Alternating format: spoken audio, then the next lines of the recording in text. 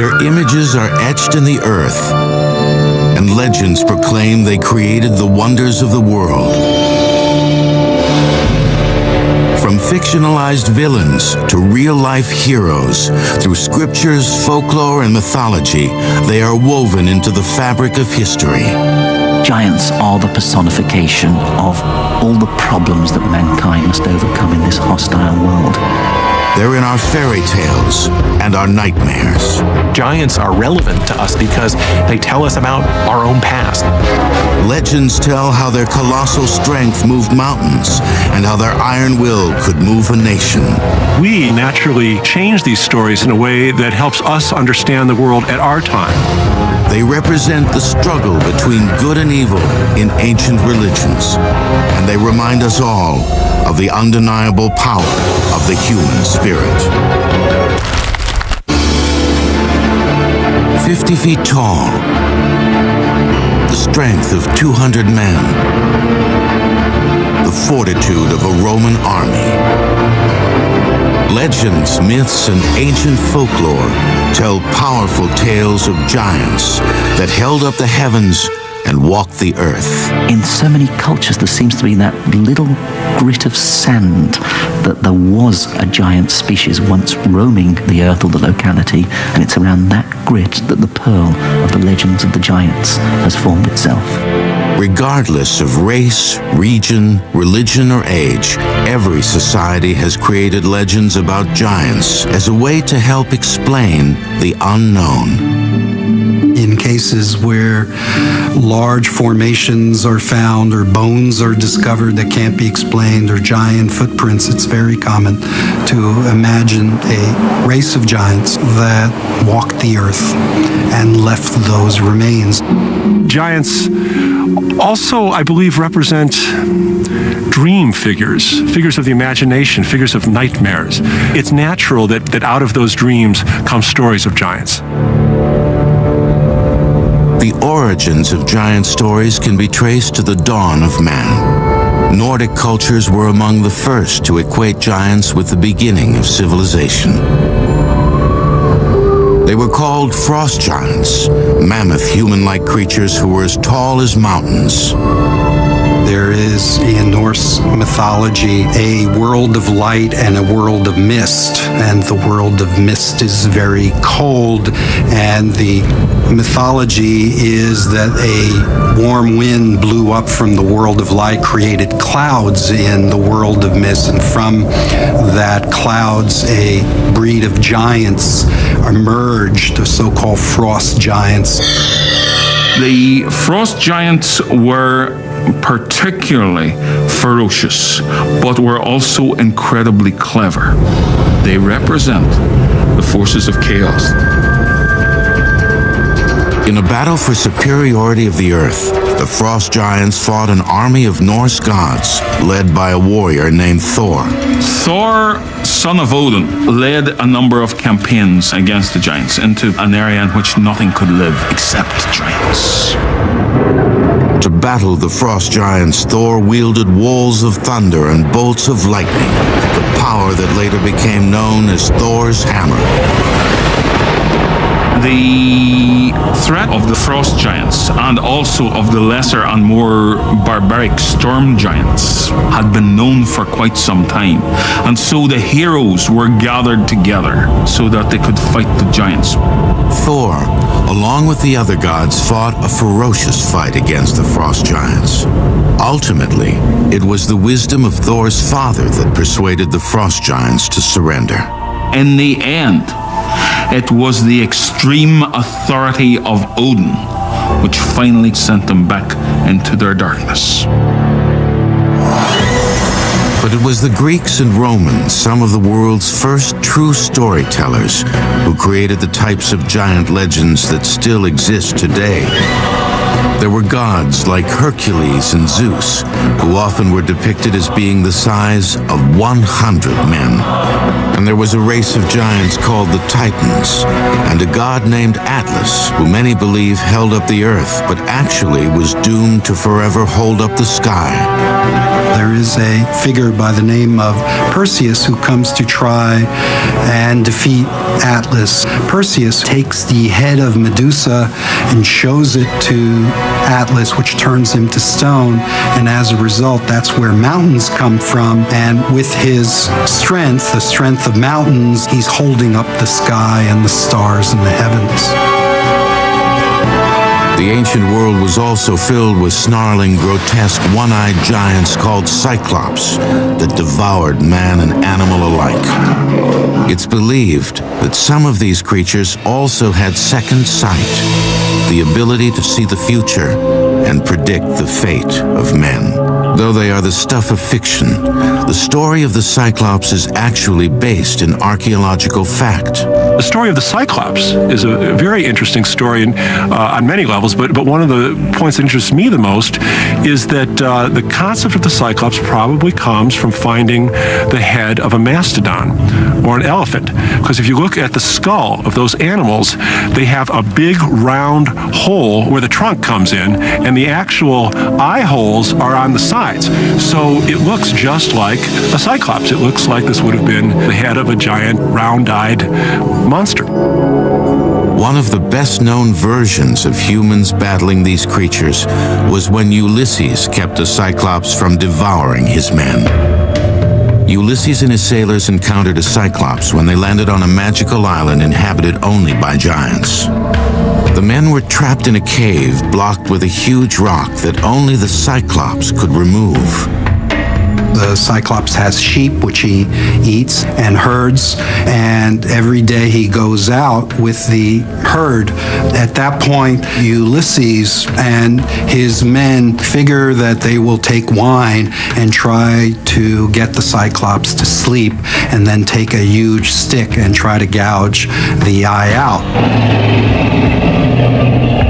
And so they sneak under the sheep's belly, and the Cyclops is trying to feel around for them, but only feels the top, and they're able to escape.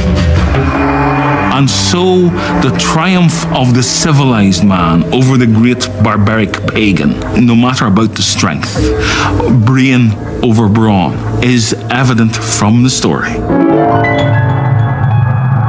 Most early cultures, especially religions like Christianity, used stories of giants to accentuate their message.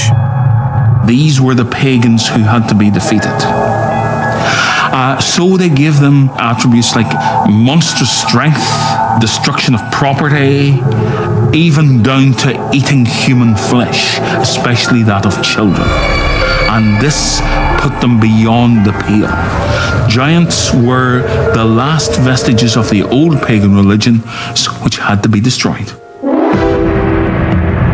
Perhaps the most famous story depicting sheer courage against overwhelming odds comes from the Bible's book of Samuel. It's a story about a young shepherd boy named David who was willing to pit his limited skill and strength against the champion of the Philistines, Goliath. David and Goliath story actually for me is one of my childhood. It was part of our culture that we should have this image of some intelligent, small, underprivileged person who is going to go right out there and help everybody else to understand how to overcome adversity. At this time, the Israelites were in a pitched battle with their archenemy, the Philistines. It said the Philistines had a legion of giant warriors, and the leader of these behemoths was a towering, evil killer named Goliath. Goliath is described as being 6 cubits and a span in height, which translates to about 9 feet 9 inches. Now, in earlier texts, including the texts found among the Dead Sea Scrolls, it's 4 cubits and a span, which would translate to be 6 feet 9 inches. So I believe that Goliath was indeed a Philistine warrior, and at that time, a warrior who was 6 feet 9 inches would indeed be a giant, certainly towering over the shepherd boy. Each day he would come down to the river and challenge the Israelite army to come and send out a champion who would fight him. The prophet Samuel said that Goliath could be defeated and that he would be defeated by a boy. David volunteered to take on Goliath, armed only with his slingshot. It was a skill he had honed as a boy, protecting his flocks from roaming packs of wolves. It was a simple weapon he would take into battle. The giant, in an arrogant moment, says, "Why have you sent this shepherd boy? I will eat him alive, and I will throw his carcass to the sheep." David took his sling and a few well-rounded pebbles. He swung and fired a stone, which caught Goliath in the middle of the head. It was enough to kill Goliath. In a final act of defiant victory, David placed his foot on Goliath's lifeless body and cut off his head. The victory so shocked the Philistines that they fled in disbelief that a mere shepherd boy could wield such a blow. It serves to demonstrate the victory of the children of God over the forces of paganism, and the forces of paganism embodied in a massive man, Goliath. The story also illustrates how the image of a giant can be used as a moral lesson to show how the meek can defeat seemingly insurmountable odds. We have here a story for people to gain courage from those, even though you might look the weakest, is to use your intellect, to use your courage, and to use a sense of pride to go forward and to take it on. At the heart of the David and Goliath story is the idea that it doesn't matter how big you are on the outside, it matters how big you are on the inside. And David was huge inside. He had a heart of courage, and he alone was not afraid to fight Goliath. There's another aspect that follows through of the popularity of this being told from parents to children, and that is that David, as the young, unpromising hero who's crude and inexperienced, is akin to children, and this is a coming-of-age moment proving himself and his manhood. Giant stories are plentiful in the Bible, and many times giants are seen as heroes, as in the case of Saint Christopher, who once helped the Christ child cross a river. St. Christopher put the child on his back and started to cross the river. But as he was going through the river became deeper, the child became heavier, and the river became wider. Then, as all of these tribulations started to take part, he then decided, I can't allow a child to fall. I must carry on. So he carried on until at last he came to the other side, and the child became the vision of Christ. But giants were not just relegated to the land of morality tales in ancient religions. Over time, legends of giants grew to impact the culture of an entire nation. When the Celts arrived on these shores, they found the standing stones, the burial chambers, and they were so great that the Celtic imagination, the Celtic storytelling tradition, came to see that these must have been built by giants. You're watching Giants, Friend or Foe, on the History Channel. If there is one place on Earth that can lay claim to being the true land of giants, it is the British Isles.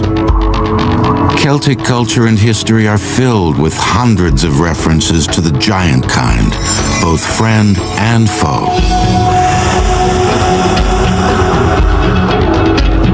On a rolling field of yellow grass 2 hours southwest of London, multi-ton boulders make up an archaeological site of gargantuan importance. Stonehenge. The story that Stonehenge was built by giants belongs really to that very colourful weaver of tales, Geoffrey of Monmouth, the Welsh monk who in 1136 published his History of the Kings of Britain. According to Geoffrey of Monmouth, Stonehenge was originally in Ireland, and Uther Pendragon, the father of King Arthur, ordered Merlin to bring the stones from Ireland to Stonehenge to mark a burial place of several local chieftains and princes. Although some versions of the story say it was Merlin, others tell that it was a British king named Vortigern, who after defeating a race of English giants dispatched them to Ireland to retrieve a group of special stones. Off they went, and across the sea, they carried the great stones back. These were erected on Salisbury Plain by command of Vortigern himself, who said that Stonehenge would serve ever after as a marker to those brave followers of his who had died fighting the giant kind. And there it remains to this day. The last of this race of giants who are credited with building Stonehenge are Gog and Magog. The legend says they were defeated by the Romans and brought to England to protect the city of London. Today, statues of Gog and Magog still have a place of prominence in the old city's government building, the Guild Hall. The statues themselves have a storied past. They were destroyed during the Great Fire of London in 1666. They were rebuilt but destroyed again in 1940 during the German blitzkrieg of the city. In 1953, they were built a third time and given a place of honor high above the floor in the building's Great Hall, though it is questionable whether most Britons know who they are. Many who visit the Guild Hall probably look up at the two statues and just wonder who on earth these two characters are, little realizing perhaps that these were amongst the original inhabitants of this island, so legend claims. The majority of English giant stories are found not in the bustle of London, but in the picturesque, antiquated villages that dot the British countryside. The town of Cernobos is a good example. Founded in 987, it remained a thriving community until the mid-16th century when its abbey closed and the village fell into disrepair. In about the 17 and 1800s, it took on a new lease of life because the water here was very pure. And suddenly Cern found itself as a center of a major brewing industry in the south. And in fact, its beer not only was sort of pushed around all over this country, but I'm told it was also exported to the West Indies and the Americas. Today, it is a picture postcard town, attracting tourists from around the world who want to see centuries-old pubs and restaurants, and arguably England's largest giant. One of the many tales portrays the giant as an invading Danish monster who came across the sea and after a day of pillaging, fell asleep on a hillside. The locals living in the area proceeded to cut off his head. To warn other giants to stay away, they made an enormous chalk outline of their fallen prey. The giant is made from tons of small white stones that are cleaned and replaced every 7 years. The giant measures 180 feet in height. He carries a massive club and is best seen from the air. However, the giant's most prominent feature, one that can still make the people of Cernobos blush, is the towering chalk outline of his phallus. I think the main statement is about 30 feet long, which I think one lady who was being interviewed said that would bring the tears to your eyes, and I think that sums it up, actually. Of course, nobody really knows when the giant was carved. There's many different stories. Some say he's a fertility symbol. In fact, so much so that it is rumoured in the locality that courting couples and married couples have been known to consummate their relationship on his... If a girl getting married wants to have children, what you should do is go up there with your husband and stay overnight up there. And in fact, I've heard it done, but what its success rate is, I'm not sure. But occasionally when we have weddings here in the church, the bride and bridegroom will go up there in their wedding dress and go up there and sort of symbolically sort of sit on the giant and hope that it brings them good luck in their married life with children. While the Cernobos giant catches attention for his sexual prowess, another English giant draws crowds simply because he gets up and walks. He's called the Bolster Giant, and he lives in the small English village named St. Agnes. The giant bolster of St. Agnes was so tall that he could stand with one leg on top of St. Agnes Beacon and his other foot could reach as far as Carnbray, which is about 5 miles away.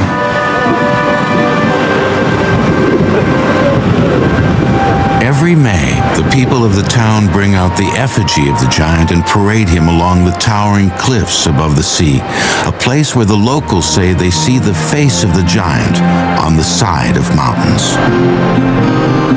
Legend has it that along these cliffs, the giant met and fell in love with the beautiful and devout St. Agnes.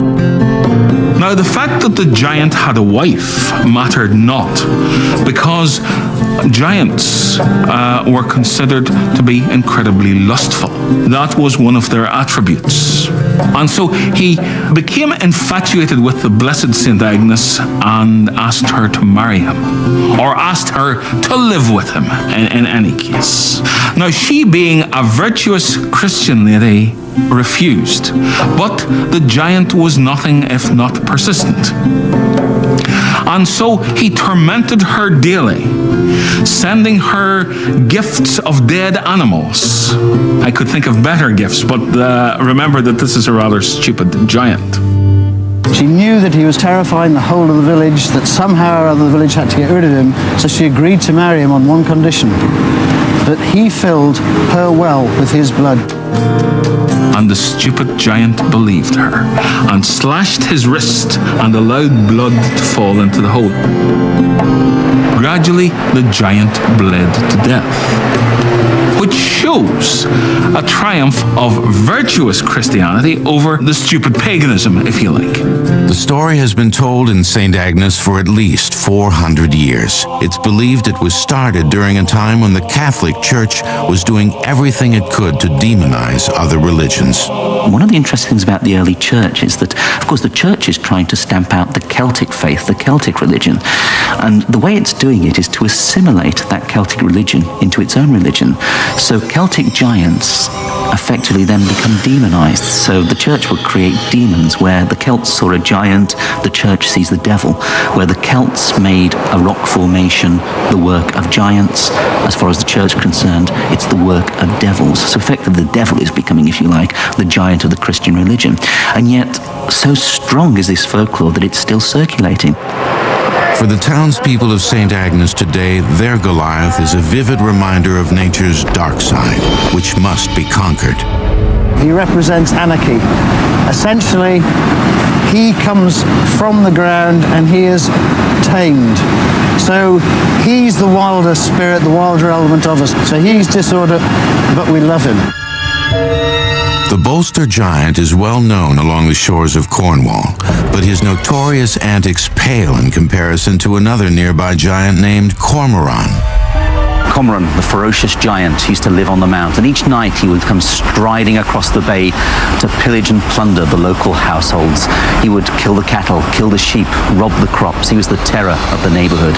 Legend says Cormoran's reign of terror continued until one boy decided he'd had enough.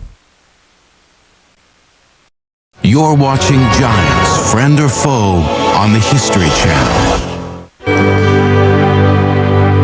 Along the rocky shores of Western England, in the seaside towns of Cornwall, the world's most famous giant stories were born.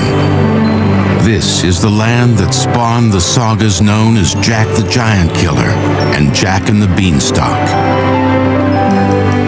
As with most folklore, the tales were attempts by locals to make sense of their world by creating stories of danger, morality, and religious symbolism. Talking about Jack the Giant Killer, there are actually many traditions that come together. There is a reference to biblical legend with David using trickery to outwit the giant, and you see this in the Jack the Giant Killer. There's also this idea of the young lad, the name Jack from nursery rhymes, Jack and Jill. Many folklorists assert it comes from the idea of Jack being a youthful figure. The stories also tried to make sense of the area's raw natural beauty and physical hazards. The most spectacular feature of the region is a craggy speck of land, less than a mile out to sea, called St. Michael's Mount. Well, we're in the southwest of the country. We're in Cornwall, the magical land of giants, on a boulder-strewn shoreline, standing next to the causeway that leads to the magical St. Michael's Mount. It truly puts it into perspective, for as you can see, it would take a giant of a man to be able to stride from the island onto the mainland. Even today, just getting to the mount can be treacherous. Ocean tides play tricks with visitors, quickly and quietly swallowing the stone path that connects the island with the mainland. When the tide's in, you'd have to be a giant to get over there. It's said that St. Michael's Mount was built by a giant named Cormoran, who entrusted his wife Cormelia to build it with the finest white quartz rock she could find. Cormelia got exhausted with this daily trek to find these perfect stones, and one day as she trekked out, found a piece of ordinary green stone and thought that would do. So come striding back towards the island she did, and Cormoran, seeing her approach with an inferior product, was so angered he stepped out of the bay and gave her a hefty kick, causing her to drop the rock here on the approach to the causeway. It's said that 600 years ago, people were tormented by the ruthless Cormoran, who along with his brothers lived in the towering castle on the mount. Cormoran was the bane of the territory. He'd wade across to the mainland every night. He would kill cattle, sheep. He would take the produce from the farms and then go back to his rocky lair on St. Michael's Mount. One day, a teenage farm boy decided he and his family had been terrorized enough. If the town's leaders could not kill the giant, he would. The boy's name was Jack. There are several versions of how Jack attacked the giant. One story has him hiding in Cormoran's shoe and riding back to the castle to discover the treasure trove of riches the giant and his brothers had amassed. It was rumored that the giants were incredibly wealthy. Being long-lived and incredibly old, they had amassed great fortunes through their wickedness and paganism. This was lying in the vaults of their castle, and Jack was determined to see what was in there. After the giants fell asleep, Jack crawled out of Cormoran's shoe and moved up the giant's shirt. The giant stirred, and he said, "Who is climbing inside my shirt?" To which Jack replied, "Go back to sleep, it is only a fly crossing your chest." And the giant lay back and closed his eyes. Jack produced a large knife and cut the giant's throat.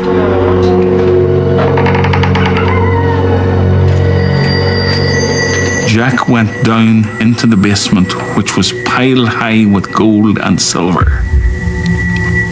And Jack and his family never had to worry about inflation again.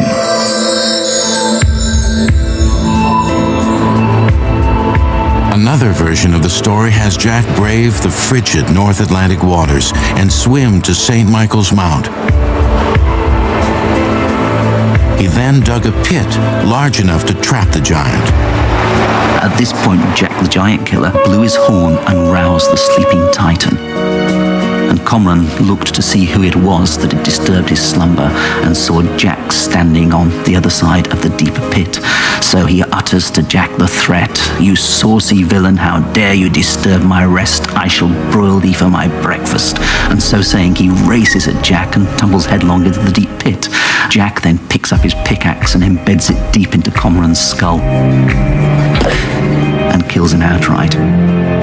When the villagers heard the youth had killed Cormoran, they dubbed their hero with a title, Jack the Giant Killer.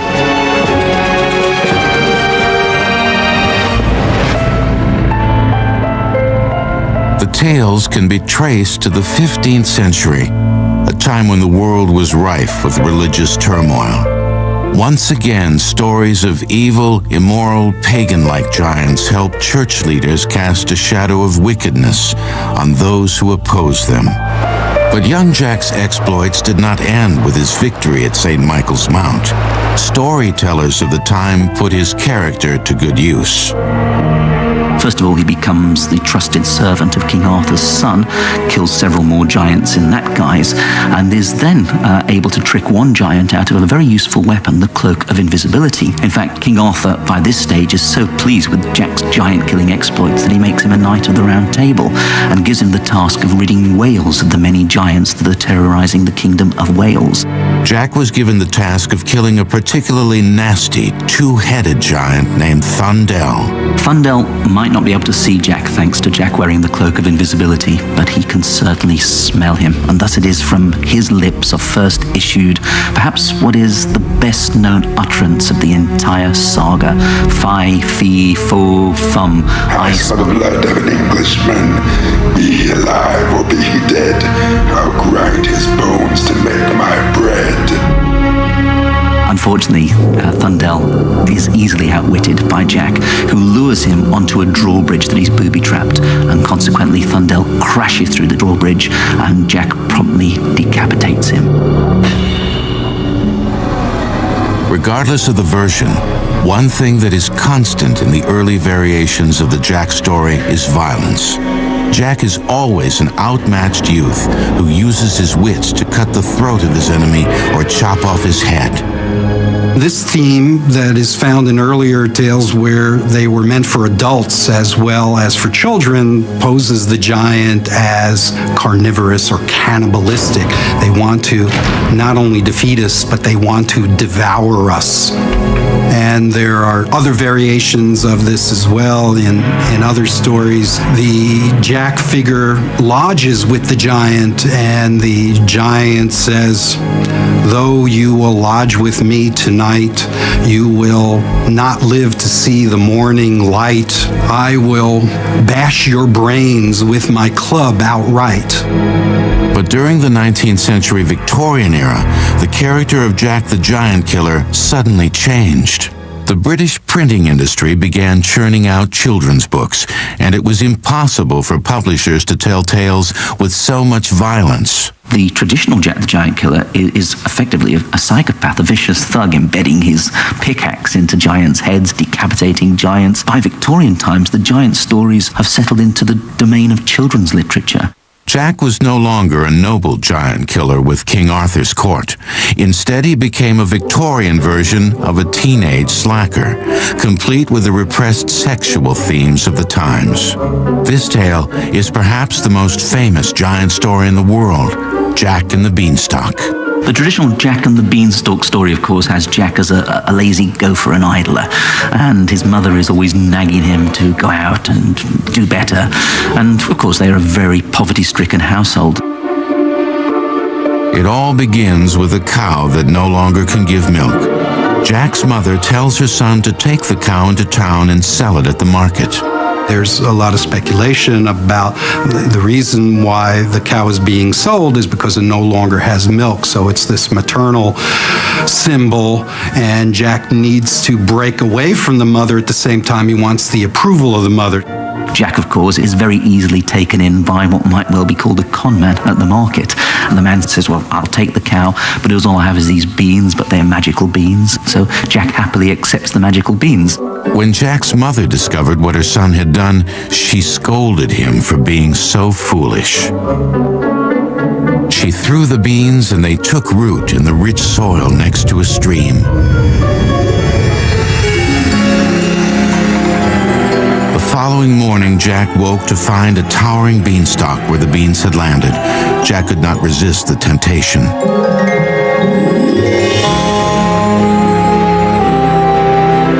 The great psychologist Bruno Bettelheim, in his book The Uses of Enchantment, offers a very detailed and elaborate, what I would call a Freudian analysis of the story, emphasizing the idea that it's about a boy breaking away from his mother and moving into sexuality as an adult male. And of course, the concept is the cow no longer gives the milk. You know, the mother doesn't give the milk. The boy has these erotic dreams. He wakes up and finds this phallic beanstalk climbing to the sky. Cautiously, Jack climbed the stalk's gnarly trunk into the clouds, where he found the kingdom of a giant.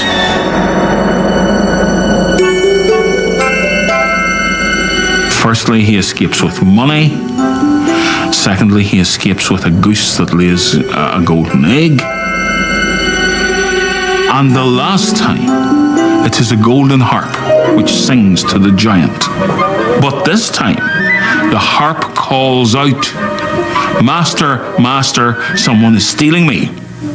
And the giant wakes up and pursues Jack to the top of the beanstalk. Jack suddenly acquires the heroic virtues of Jack the Giant Killer, manages to shin down the beanstalk and chop down the beanstalk, causing the giant to fall to his death. And Jack and his mother live happily ever after on the proceeds which he has got in the giant's kingdom. Since the mother is often portrayed as a widow and Jack is an only child, this giant is in fact a kind of father figure who he also needs to defeat to exact his revenge. Sometimes actually in the story, it will be announced that the giant was the murderer of his real father. So there's a double conflict that's going on. So one of the moral justifications for stealing is to exact revenge. Well, the beanstalk is only the added part to the story, where he goes because his family are in adversity, and he goes and gets great wealth by defeating a giant. And what could be a better story for a child? Overcoming adversity and keep going, keep at it, and in the end you'll be successful. I think that there's also a simpler, even deeper meaning to the story, and that goes back to a basic human desire to climb to the heavens and discover great beings. Created on the British Isle, Jack and the Beanstalk remains one of the most famous giant stories of all time.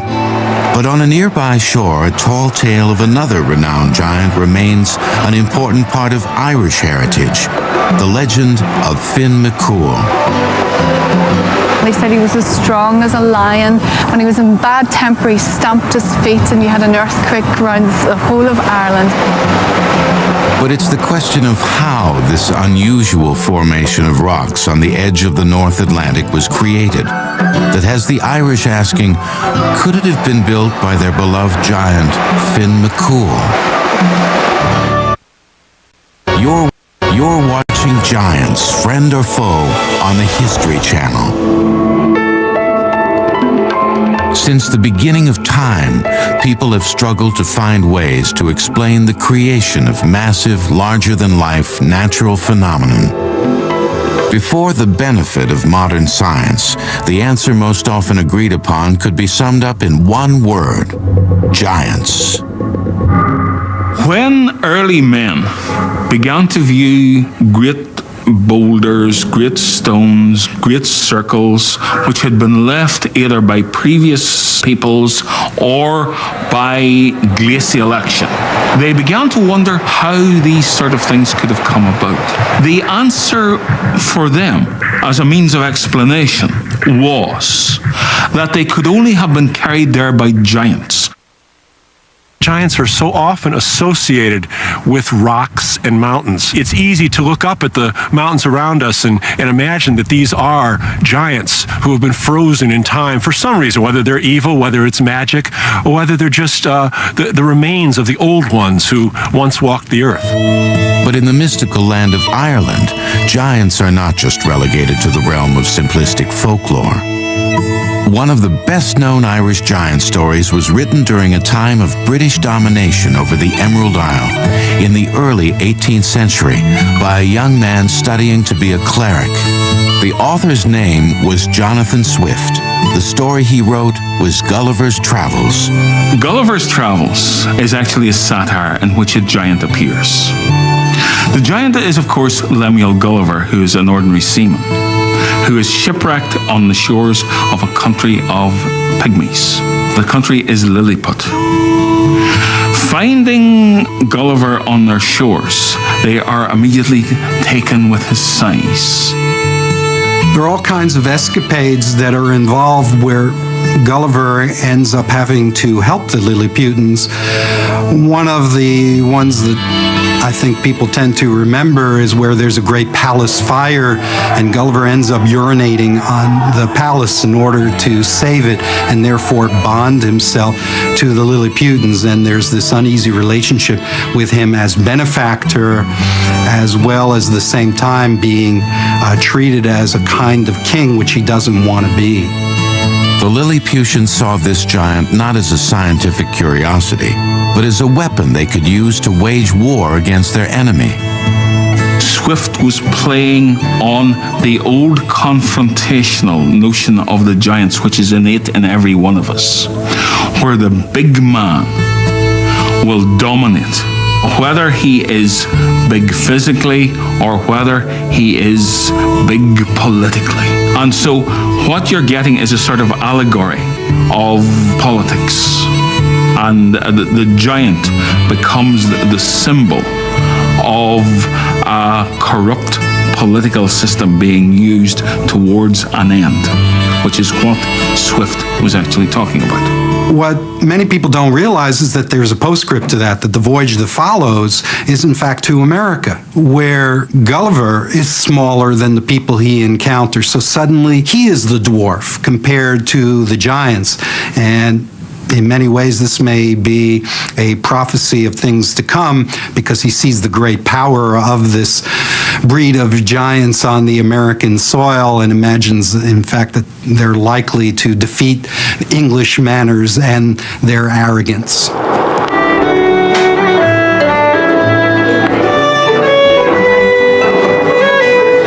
Along the coast of Northern Ireland, near the town of Bushmills, folk musicians fill the pubs with the soundtrack of storytelling tradition. It was down by the Sally Gardens,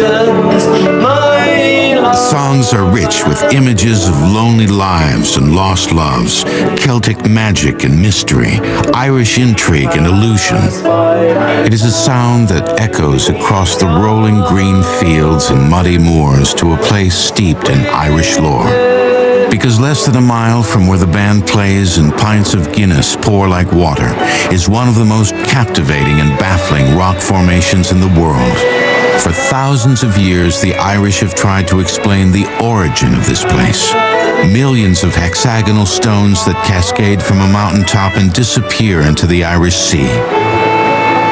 People come from all over the world to see the stones, making it the most popular attraction in all of Ireland. The Irish have given it a name, the Giant's Causeway. When, for example, men came to look at something like the Giant's Causeway, they said, who could have constructed this? This cannot have been constructed by nature. Look at how the hexagonal shapes are laid out. This could only have been constructed by thinking individuals. And so the answer was giants.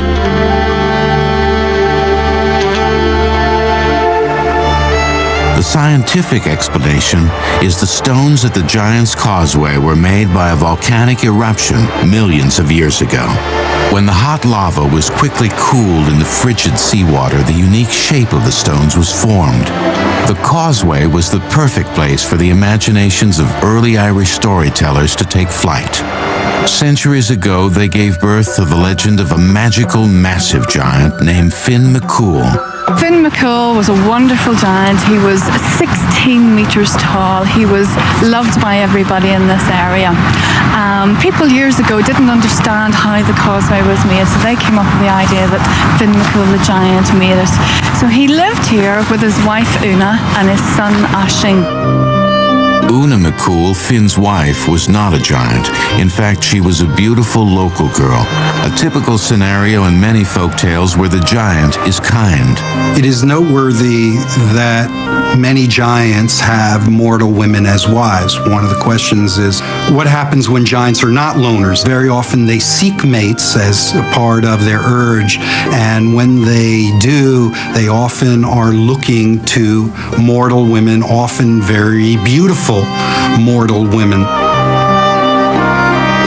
The The Giant's Causeway is on a piece of Irish land that is only 20 miles across the sea from Scotland.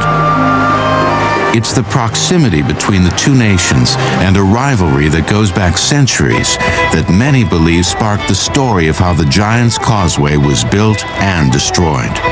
One day, Finn was going for a walk and he heard about the Scottish giant Benandonner. And the Scottish giant was showing off, saying he was bigger and better than Finn McCool.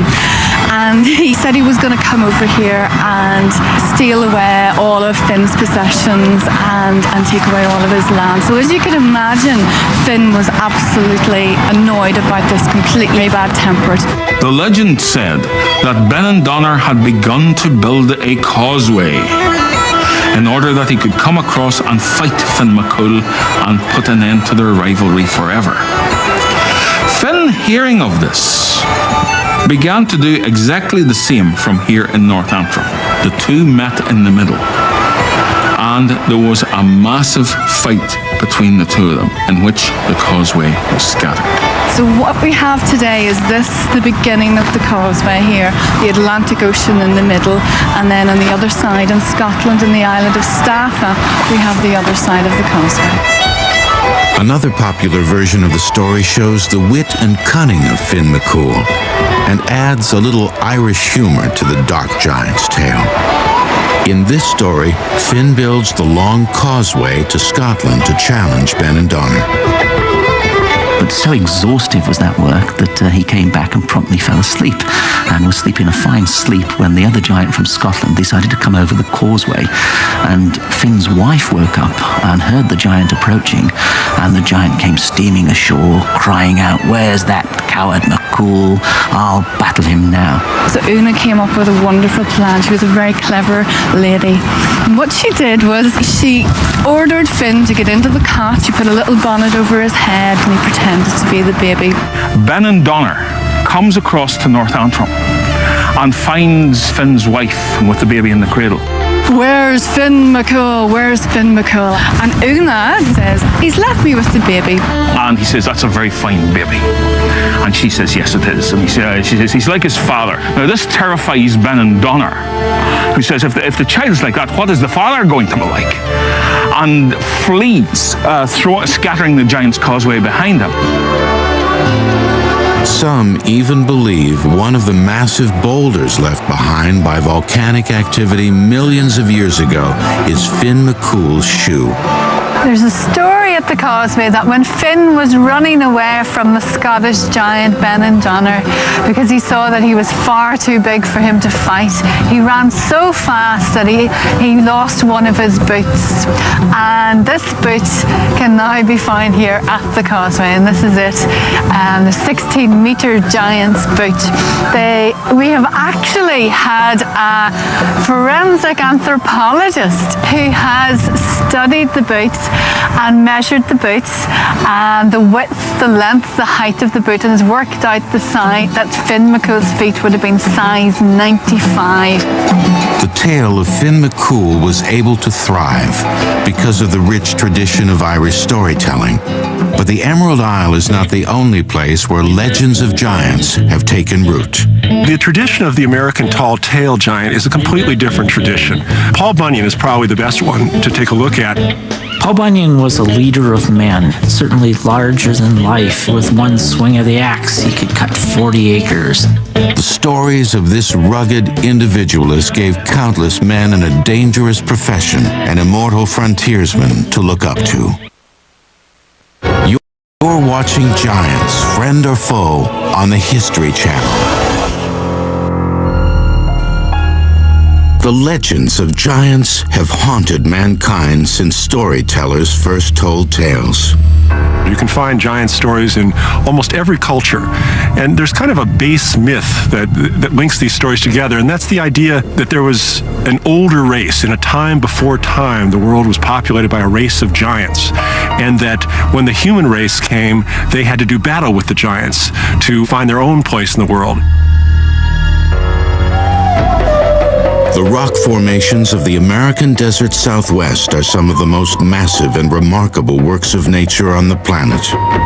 Modern science can explain away these towering boulder tapestries by citing volcanic activity that occurred here 1 million years ago. But to the native people who once walked these lands, these rocks are what is left of a race of giants. The Pawnees believe that before there were men, there were these race of giants. And there was a great creator, but the giants did not believe in that creator. And as a result, the creator distributed their remains in the landscape as stone mountains and hills. Obviously, mountains are a big aspect in giant stories, and so many giant stories take place in the mountains. And all we have to do is look around us at the mountains here and see that it would be easy for early man to imagine giants inhabiting these mountains. But as the American continent became settled and European science could explain the existence of rock formations and other natural phenomena, the legends of giants began to change. American giants were slightly different to the European giants. The European giants had been very monstrous. But for the settlers in a new world, the landscape itself was monstrous, so you didn't need terrifying giants. What you might need was giants who were benign, who could help you. Big men. Nowhere was this more evident than in the turn of the 20th century logging camps of North America, where towering white pine trees were just waiting to be cut, in places like Maine, Michigan, and Minnesota. Life in these camps was brutally harsh. Men logged timber during the winter because it was easier for horses to pull sleighs filled with logs on ice rather than on dirt ground. The camps were self-sustaining mini-cities. Everything a logger needed had to be stored or made, because the nearest town was usually 30 miles away. Working in white pine logging camps was a pretty dangerous profession. You were constantly fighting the elements, you were moving heavy trees, so fear of death was probably on the minds of these jacks. These people are traveling out in cold climates, cutting down trees, very sharp axes. Once you're hit by an axe, the likelihood that you can get back to a hospital is slim to none. It's a rough kind of life. As many as 300 camps operated during a winter in Minnesota alone. The difficult work and the extreme conditions were the perfect proving ground, not only for physical strength, but mental escape through storytelling. The character that was most talked about was a mythic figure who was as big as the nation itself. In the new developing American continent, there were plenty of big men. Now, these were not physically big men, but they were heroes, men who were carving out areas of the new country. And gradually, they began to assume giant status. Just as in ancient Europe, some of the great kings and heroes had assumed giant and superhuman status. By the early 1900s, the name of only one giant dominated the tales told round the fire in lumberjack bunkhouses: Paul Bunyan. It's believed this Goliath was an amalgam of several backwoods giants whose stories were told in the 1800s. Paul Bunyan, in the earliest stories, was not a giant. The earliest stories emphasize his cleverality, his intelligence. It's only later that they start expanding and he starts growing as the stories develop. He starts as a very strong man and becomes an impossibly large man, someone who's responsible really for the creation of all the natural features of the West.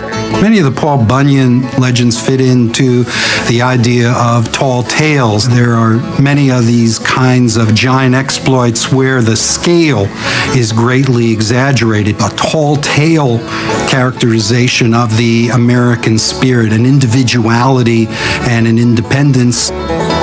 They find in Paul Bunyan a character who represents them, represents the loneliness, the separation, the feats of strength, and he's impossibly large and impossibly great. He's someone that if there's ever a competition, you can finish the competition by saying, well, you may have finished off 16 flapjacks, you may have cut down a dozen trees today, but you'd never be able to beat Paul Bunyan. Paul Bunyan represented to the lumberjack, the men who worked in the woods, as somebody who could not be stopped. There was no obstacle, no problem too big. He was a giant, but he was a thinking giant. He was a mental Hercules. Everything about Paul Bunyan was larger than life. He dragged his axe and created the St. Lawrence Seaway. He could clear a forest in a day. He's one of us, but he's better, stronger, and more powerful than any of us.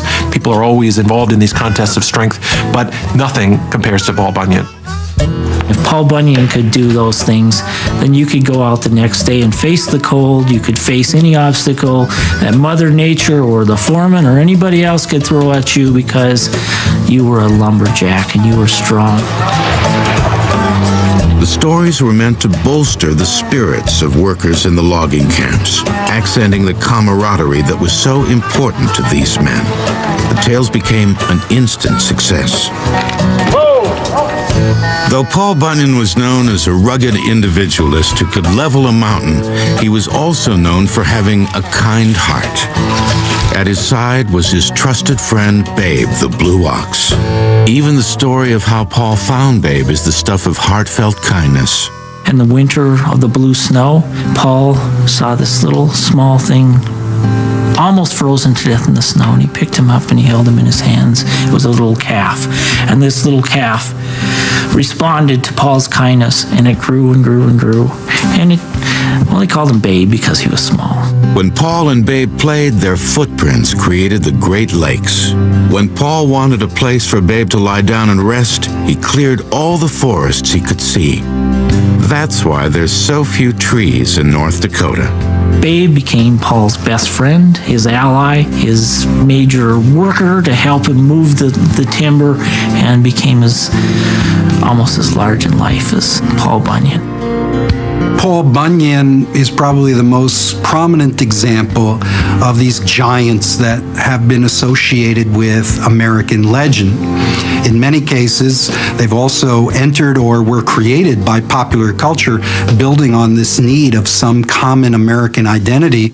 And though a handful of stories about Paul were told during the first few years of the 20th century, he didn't become truly famous until 1914. That year, an advertising copywriter named W.B. Laffhead wrote a pamphlet for the Red River Logging Company featuring Paul Bunyan.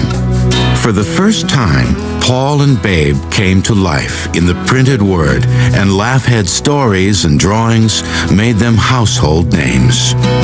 Laffhead is the one who basically created most of what we think of in terms of Paul Bunyan. He's the one who turned Paul into a giant.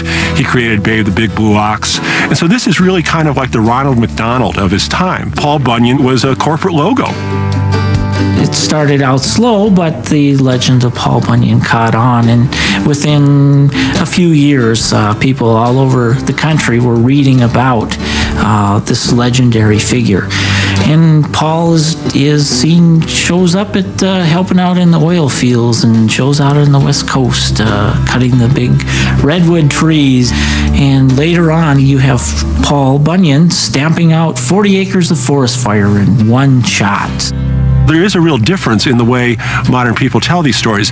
In a way, we're mimicking the stories of the past because there's resonance for us. We enjoy those stories. We enjoy the idea of thinking that Paul Bunyan created the Great Lakes. It's fun to think of it, but we don't need it anymore in the same way that primitive people needed these stories to explain natural phenomena. At the Forest History Center in Grand Rapids, Minnesota, the memory of Paul Bunyan has never faded.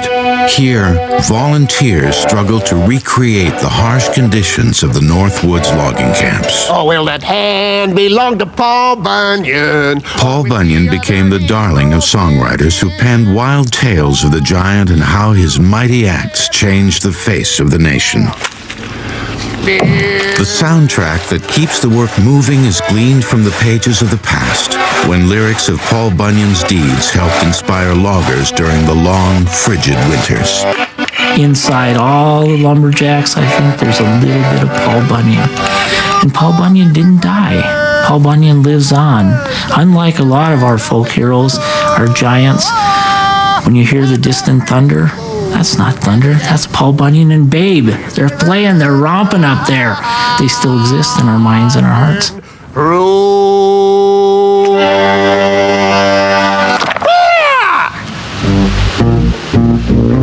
Across the Northwest, stories of Paul Bunyan continue to fascinate and entertain, while another legend emerged in the East.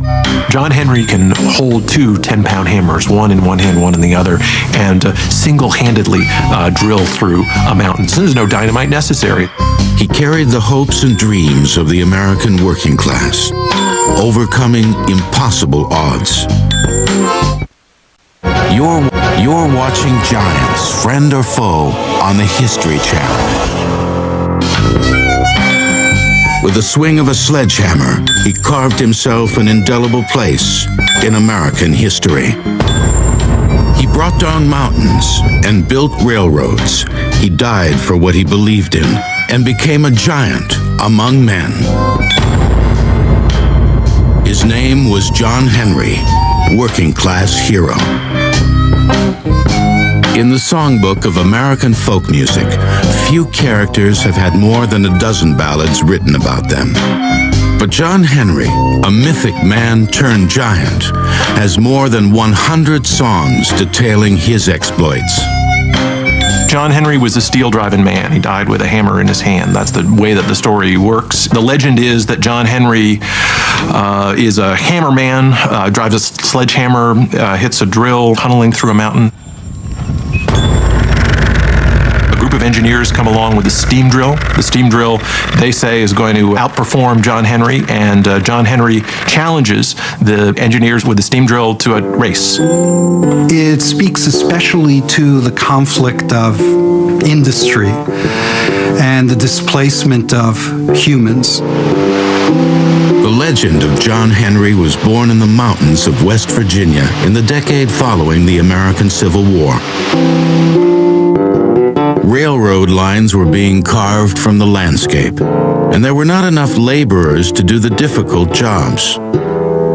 In many instances, inmates from prisons near the new rail lines were commandeered to do the toughest and most dangerous work. One of the worst jobs on the railroad was building tunnels,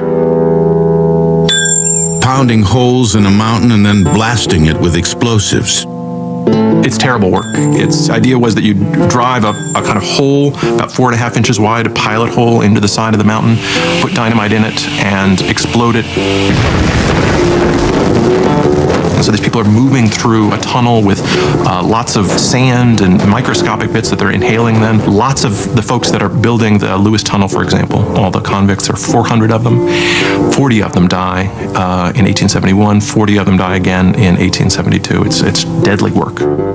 In the post-war South, many slaves were freed, only to find themselves forced into a different type of bondage, put in prison on trumped-up charges. Legend has it that one of these convicts was named John Henry, whose brawny strength made him a natural for the tunneling jobs on the railroad. There was a real John Henry. In the 1870 census, he shows up in the Richmond Penitentiary. First name John, last name Henry, born in New Jersey, and ended up, like so many black men in Virginia, in this criminal system. And he's shipped to the Lewis Tunnel for construction. Despite all the free labor, railroad owners saw the way of the future not in the strength of men, but in the power of machines. A new machine was brought in that many believed could bore a hole faster than the men working on the railroad. The prideful John Henry challenged the engineers from the railroad company to a race, him against the steam drill. Lifting his 9-pound hammer, John Henry said, "Show me the machine. I can beat it."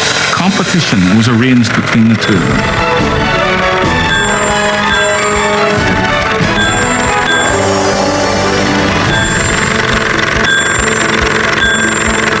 John Henry was actually able to work faster than the steam engine, but he was so determined to defeat the machine, he collapsed from exhaustion and fell to his death. John Henry's heart cracked and he collapsed. After completing a feat of supernatural ability, superhuman ability, John Henry became a legend because he had died beating the machine and showing the triumph of the human spirit over the mechanized world. Remember, this is right after the Civil War. A lot of the discussion about black men tends to be that they're lazy and that they don't work hard enough and these sorts of things. And here's a story about a man who works terribly hard, so hard, in fact, that it kills him. So that's part of the reason, I think, why the story catches on, why people pass that story about a strong, powerful man like John Henry. The tale of John Henry lay dormant for several decades until the early 1920s, during the Harlem Renaissance, when black writers were looking for heroes to turn into giants. Sterling Brown writes poetry about John Henry. Zora Neale Hurston travels through Florida picking up stories about Moses and about John Henry and how great and powerful John Henry is. Fred Becker is an artist who draws these wild, they become steel engravings of John Henry with one arm is an octopus and another arm is a freight train. He's a powerful, powerful man who goes through hell and climbs back out again. And so in the Harlem Renaissance, he goes from being a little bit sad song into a powerful and strong and virile man. That shows a giant of a man, a superhuman man, which American giants became. In the 1930s, he grew larger. He has become politicized because of the idea of a worker who is oppressed by the industrial corporate system. He becomes a perfect symbol for the Communist Party. Here's a powerful man with a sledgehammer who's fighting against the capitalist machine right beside him. John Henry becomes one of the ways in which the Communist Party is pointing to its working class roots. There's a giant who they call John Henry, stood taller than a railroad tree. Though he come from smaller beginnings, he's still taller than the UN. Songwriters of the time took advantage of the historically rich stories about John Henry and of the men who died building the nation's railroads. One famous ballad ends with a line that for years had stumped historians. A lot of versions of the song end. They took John Henry to the White House and they buried him in the sand. And every locomotive that comes roaring by says, "There lies a steel-driving man." It's an odd way of ending a song. It's kind of peculiar that John Henry was so important that he was taken to the White House, and there's no railroad at the White House, and there's no sand really at the White House. It just doesn't make that much sense. But in doing research for a book on John Henry, author Scott Nelson came across some photos of the old Virginia penitentiary, from which many railroad workers were recruited.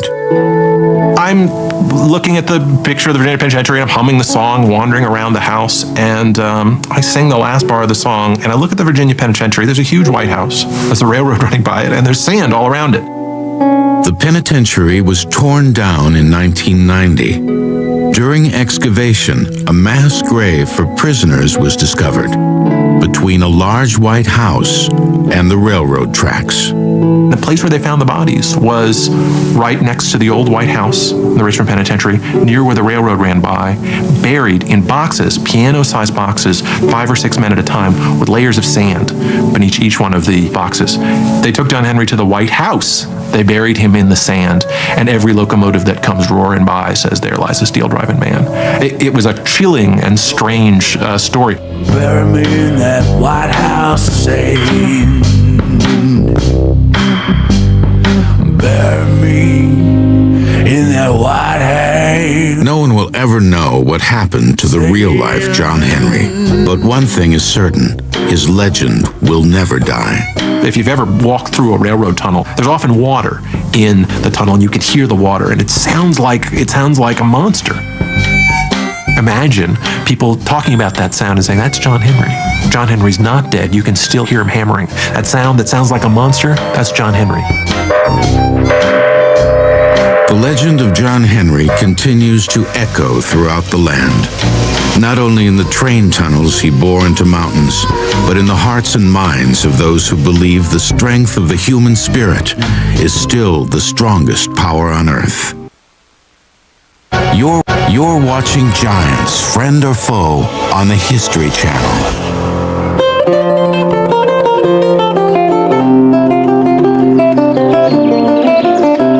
In a small country cafe nestled in the hills of northern France, a storyteller weaves wild tales of the region's mysterious past. Et se trouvaient les Roses aussi. Qu'est-ce que c'est les Roses? Évidemment, les géants du... The Ruses were the largest giants in the whole world. Wow. But they were very unhappy where they were. So they decided to take a trip around the earth. For the trip around the earth, they would take clumps of earth. And why clumps of earth? For a trip around the earth? This story is a little too down to earth, so let's do it again. One of the best love stories he tells is how his town named Cassel came to be. There are two large hills that make up this village, and locals have an explanation of how the hills got there. It is said that the land formation is what's left of two giants who fell dead here hundreds of years ago.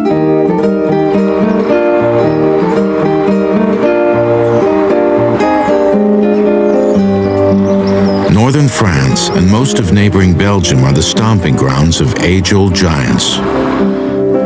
To the people living in this region, giants are more than just fictional characters to be celebrated. It's tradition to hoist a glass of some of the finest beer in the world, which happens to be named after giants. In fact, throughout the region, the image of giants are woven into the fabric of nearly every aspect of life. In the town of Ath, Belgium, called the City of Giants, people continue to celebrate the region's storied relationship with the giant kind. The giants phenomenon in art is very old. It started with procession in the Middle Ages, and then it's still alive today, which isn't the case in other towns. The custom of honoring giants by parading them in processions began in the Middle Ages. The Catholic Church started the tradition in the 15th century as a way to teach people religious stories. It was first religious ceremony, so church wanted the people, the population, to learn something about the Bible, and it was a good medium.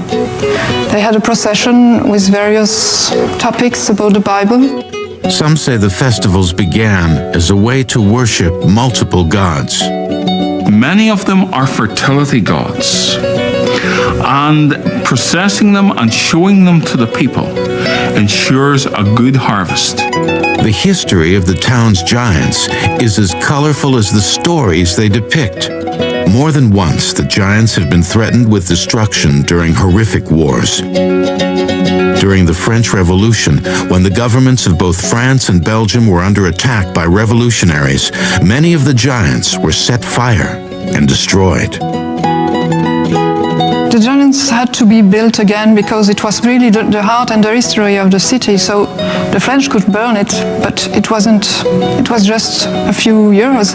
Then they built it again because the giants belonged to the city.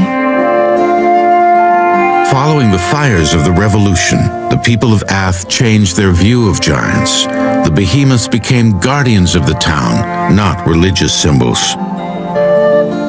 Processions continued unabated until World War II, when once again the giants were in danger of being destroyed, this time by the Nazi occupation of France and Belgium.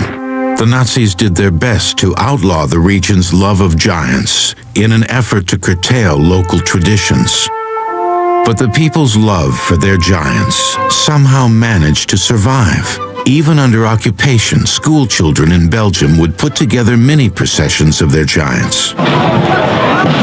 In the years following the war, the love for giants in Western Europe grew even larger. Today, giant processions are major events that attract thousands of people. For those in Ath who are part of bringing the giants to life, being involved in animating these creatures is a big honor. The people working for the giants, who dress them, they are very proud to prepare them or to carry them. It's really an important part of their own family. Many hours of preparation go into every aspect of these handmade giants. The face is carefully formed from clay. A wicker basket is fashioned for the base, with straps inside so a man can carry the giant. Clothes for the giants are chosen based on their personality and character, which range from soldiers and politicians to dancers and blue-collar workers.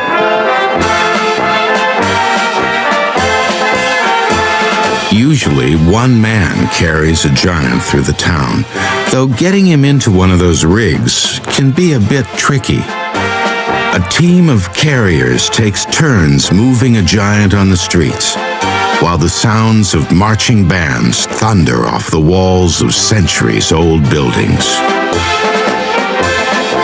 One of Ath's most popular giants is Goliath, from the Bible story.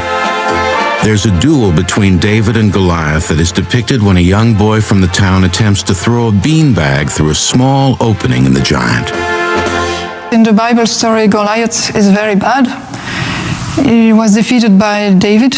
So on the Saturday here, you also have a duel between Goliath and David, and everybody hopes that David will win. If David wins, then Goliath starts to dance, and everybody is quite happy about it. But the following day, the giant story is transformed. Instead of Goliath being a pagan champion of the Philistines, he's a symbol of the town's adoration of their giants. The next day, there is the wedding, and that's really a feast. Goliath has a wife, and everybody is very happy, is getting married, and there's a whole ceremony. So it's not the Goliath of the Bible then. It's somebody else. He symbolizes the city of Ath. Year after year, people from all over Western Europe pack the city to see the processions, carrying on a tradition they say will most likely live for another 500 years. Around the world and well into modern times, icons and images of famous giants not only taught important lessons, but had the power to sell canned peas. Ho, ho, ho. Green giant. You're watching Giants, Friend or Foe, on the History Channel. Giants. In the modern age, they conjure up images ranging from monsters at the movies to advertising icons that sell canned peas. But the real-life counterparts of fictional giants are perceived in much different ways than what is seen on film and television screens. Since the age of photography began, images of real-life giants have been well chronicled. Considered by most people to be nothing more than circus freaks, life for those who resembled giants in fairy tales was never easy. In early days, life must have been pretty awful. They were regarded as freaks. They were regarded as people to be feared. They were regarded as great curios. So I would assume that life, even for a modern giant, would be painful and pretty awful. One person who suffered in this existence was Robert Wadlow. He was born in 1918 in Alton, Illinois. I'm Robert Wadlow, 12 years old, and weigh 240 pounds, and I'm about 7 feet tall.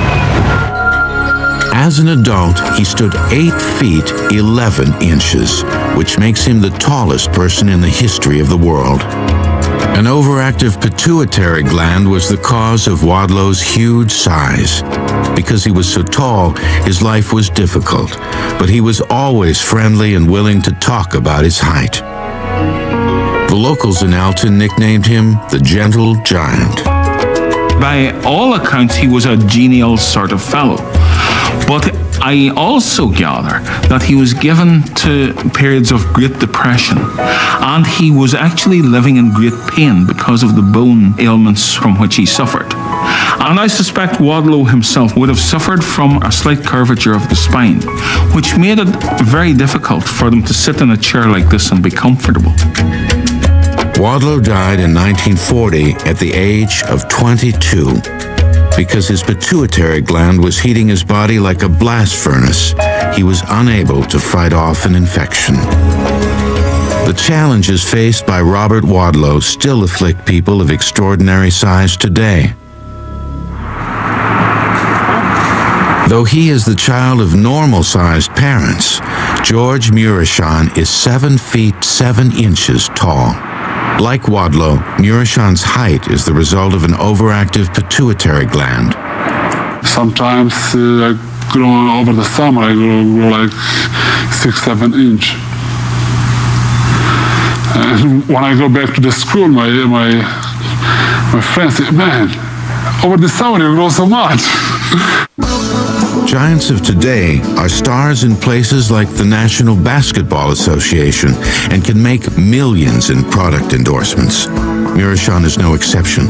He was one of the tallest players to ever wear a professional uniform, playing professional basketball in both Europe and the United States. When I start to play basketball, I start to feel normal because everybody was tall and I don't feel I was tall.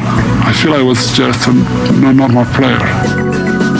His size also brought him fame on the silver screen when he played opposite Billy Crystal in the movie My Giant. Billy Crystal saw me when I got drafted in 1993. And when he see me in the draft, he said, "This is the guy who can play my script." For me, it was something exciting. It was very exciting. But the realities of being nearly 8 feet tall can at times make negotiating through a normal-sized world a challenge. And though he dwarfs his average-sized son when the pair goes grocery shopping, Murichan says the people in his town accept him and appreciate him for who he is, and for being a giant. There are some short people, there are some tall people. Not everybody's normal, everybody has something different. Though giants like Murichan have found ways to live normal lives, the images of fictional giants continue to be used for shock value by storytellers in the modern age of film and mass media. Certainly in modern day films, giants have gone back to their medieval personification. They're menacing, they're a nuisance. Again, they're the very sort of thing that mankind has to overcome. And indeed, again, we're going back to this personification of a challenge that mankind, using his ingenuity, his bravery, his courage, can eventually defeat. Modern films continue to mine tales past and present of the giant kind, because just like storytellers of old, giants come with built-in fears common to us all. We can look to popular culture and see in films instances where there are still mysteries that have to be worked out, and giants become symbols for that. They have become subjects of B-movies. Attack of the 50-foot woman. They're coming to destroy our ordered world and coming to destroy our civilization. During the 1950s, with so many of the films that create giants out of ordinary circumstances, they occur as a result of nuclear disasters. At a time of fear of what the effect of our own science has been, this was a very common theme. Today, in addition to nuclear disaster or radiation, we also see such themes being used around artificial intelligence, or sometimes even UFOs, or alien beings that come in as giants that need to be defeated from ordinary wits, or of finding a particular weakness in those giants. Giants are most often employed as the ultimate boogeyman, inherently mindless, evil creatures whose only purpose is to destroy the earth and humans. But making giants appear real is not easy. This was especially true during the 1950s and 1960s, when giants first became pop culture icons on the silver screen. The man credited with taking the image of giants out of the pages of storybooks and giving them a realistic portrayal in films is Ray Harryhausen. Harryhausen's skills as a filmmaker helped combine live-action actors with specially photographed giants. Though this was the age of space aliens and the Cold War, many of Harryhausen's giant stories were set in the world of ancient Greek mythology.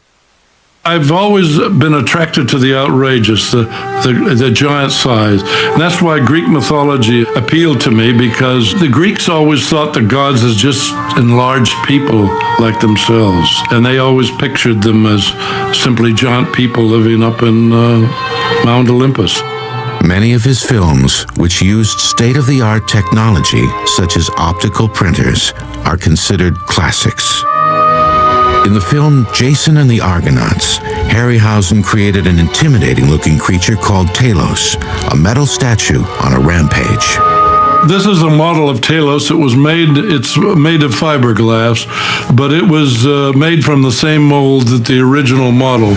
I had to make him jerky, and I got criticized for that as having some jerky animation in the picture.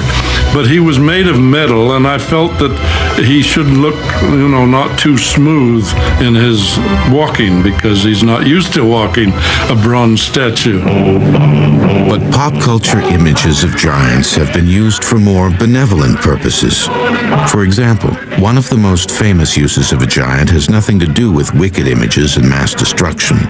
He's known as the Jolly Green Giant, one of the world's most recognizable advertising images. Giants are used in popular culture, for example, in advertising campaigns, perhaps the most famous example being the Jolly Green Giant. Who can resist? Ho, ho, ho. Ho, ho, ho. Green Giant. He was born in 1928 when the Minnesota Valley Canning Company put his image on the side of a can of extra-large green peas. The company eventually changed its name and became known as Green Giant Foods. The image of the Green Giant was known throughout the world. They live in a valley in which corn grows all the time, and they harvest it, and display the fruits of their labors to yourself and allow you to buy it. Giants often appear in advertising because they seem to show the huge scale and sometimes appeal of the product as a result. Giants also indicate that the product can be magical because of our association with this oral tradition. But even the Green Giant was not always considered so jolly. When designers first tested his image in the late 1920s, they found that the giant was too ominous looking. To make him more likable, his face was softened, and he eventually became the smiling, happy giant that he is today. It's a colossal figure, but it's a memorable figure, and I think that's the point of them to the popular culture. Ho, ho, ho. You see a giant, you remember a giant. Despite a few smiling faces, most of today's images of giants are from the dark side. Villains that lurk inside our souls, exploiting deep-seated fears we've carried since childhood. Giants are figures of dreams, and children dream about giants. I know that I myself, when I was about 5 years old, I had a recurring nightmare of a 2,000-foot lion. I think giants represent our fears sometimes in our dreams, and it's natural that out of those dreams come stories of giants.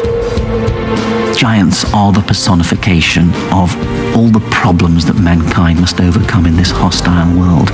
And often it's a very ordinary person. Take the story of David and Goliath. If you notice with that story, David is very small, Goliath a titan, and yet David, with his ingenuity, is able to overcome the titan Goliath. Jack the Giant Killer. Jack is an ordinary boy, and yet his ingenuity, his quick-wittedness means that he can defeat the giant. The moral is there is nothing, no problem that we cannot overcome with our courage and our ingenuity. Despite some who scoff that tales of giants no longer have a place in a modern world, those who study the stories say there will always be a home for the giant kind. One thing we can't escape is death, and giants question our own mortality. And so I think you're going to see stories about giants persist a long time, as long as people are born, grow up, and die. It's interesting, of course, how many characters from history become perceived as giants, and perhaps we can explain that with a modern example. One of the things that people often say when they meet Hollywood actors or rock stars is, "Oh, he's a lot shorter than I thought he'd be." And if you think back to the distant past, of course, our ancestors are hearing these stories of King Arthur, of Robin Hood, and the great things that they can overcome. So, of course, in their consciousness, these people are being perceived as giants. And perhaps if they were to meet Robin Hood, King Arthur, even Jack the Giant Killer, they might, in whatever the dialect of their day was, say, "Ooh, that King Arthur, he's a lot shorter than I thought he'd be." They still maintain the power to terrify us, but also they still retain the power to make us curious and buy whatever products they come to offer. They are tales that have captivated us for centuries, superhuman forces beyond explanation. We all have giants we have to conquer, and I think that will always be true of the human race. They are the shadows in the night to be feared, and the last hope in dire circumstances. They have prowled the earth since time began, and will continue to stalk us until the sun sets for the final time on the land of humans and giants. Europe's dark ages were over, and a new creative age took over Italy. The Italian Renaissance is as overwhelmingly mind-blowing as it is beautiful. It is the time when that nameless builder will become the architect. Da Vinci's World on Engineering and Empire, tonight at 9 on the History Channel.